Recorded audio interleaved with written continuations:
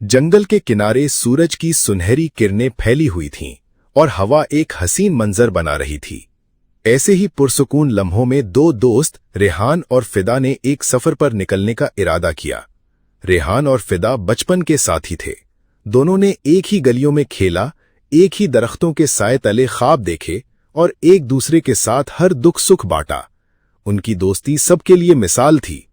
एक दिन दोनों ने फैसला किया कि गांव के करीब मौजूद घने जंगल की सैर की जाए ताकि कुदरत के हुस्न से लुत्फ अंदोज हों।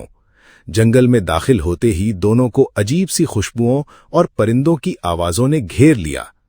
रास्ते में हरियाली थी, कभी फूल खिलते नजर आते तो कभी नदी का ठंडा पानी बहता दिखाई देता। फिजा में एक अजीब सी ताजगी और कशिश थी।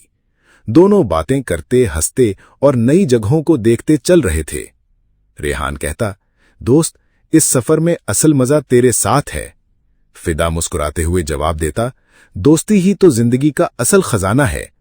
उन्हें अंदाजा नहीं था कि जंगल की खूबसूरती के साथ साथ खतरात भी उनके मुंतजिर हैं।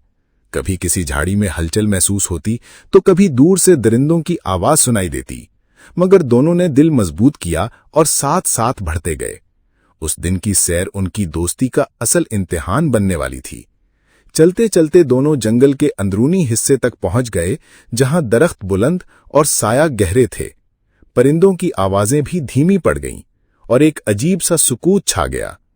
इसी लम्हे दूर से दरख्तों की झाड़ियों में जोरदार आवाज आई। दोनों दोस्त एकदम रुक गए। रेहान ने धड़कते दिल से कहा, फिदा, ये कैसी आवाज थी? फिदा ने कान लगाकर सुना और कहा, लगता है कोई जानवर है। अभी वो बात कर ही रहे थे कि सामने से एक देवहेकल रीछ निकल आया। रीछ की आंखों में भूख की चमक और दांतों में खौफनाक झलक थी।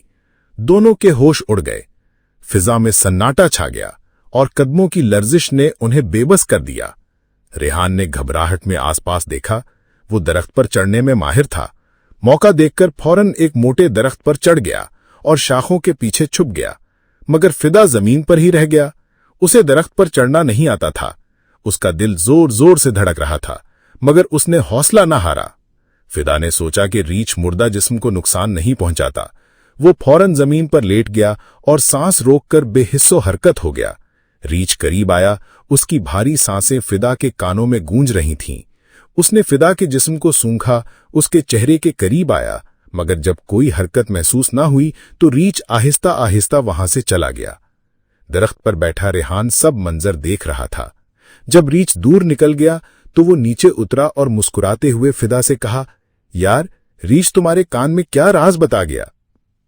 फिदा ने आंखें खोलकर आहिस्ता से कहा, उसने यही कहा है कि ऐसे दोस्त से बचना जो मुश्किल वक्त में साथ छोड़ दे। रेहान के चेहरे की मुस्कुराहट गायब हो गई। उसने पहली बार अपनी दोस्ती पर सोचना शुरू किया। फिदा के अल्फाज ने उसके दिल पर गहरा नक्श छोड़ दिया। रेहान ने शर्मिंदगी से नजरें झुका लीं। वो जानता था कि उसने दोस्त के साथ इंसाफ नहीं किया। दोस्ती का हक ये था कि वो फिदा के साथ खड़ा रहता, चाहे अपनी जान खतरे में क्यों न डालनी पड़ती, मगर खौफ ने उसके दिल को कमजोर बना दिया। फिदा आहिस्ता आहिस्ता उठा और अपने कपड़ों से मिट्टी झाड़ी।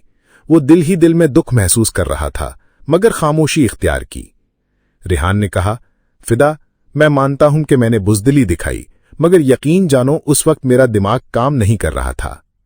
फिदा ने संजीदगी से जवाब दिया, दोस्ती का असल इम्तिहान मुश्किल वक्त में होता है और आज तुम वो इम्तिहान हार गए। ये अल्फाज रेहान के दिल में तीर की तरह पैवस्त हो गए। दोनों कुछ देर खामोश चलते रहे। जंगल की पगडंडी अब उन्हें एक सबक सिखा रही थी। हर दरख्त और हर साया जैसे ये कह रहा था कि दोस्ती महज हंसी मजाक या आसान लम्हों का नाम नहीं, बल्कि मुश्किल घड़ी में एक दूसरे का सहारा बनने का नाम है। गांव वापस पहुंचकर रेहान ने फैसला किया कि वो अपनी कमजोरी को बदलकर सच्चे दोस्त का हक अदा करेगा।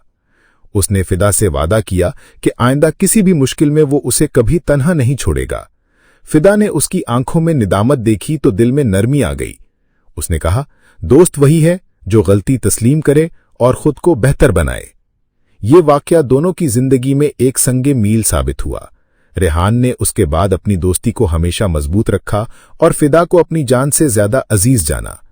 इस कहानी का सबक यही है कि दोस्ती का मतलब सिर्फ साथ हंसना खेलना नहीं, बल्कि मुश्किल वक्त में एक दूसरे के साथ खड़ा होना है। जो दोस्त दुख और खतरे में साथ दे, वही सच्ची दोस्ती की पहचान है।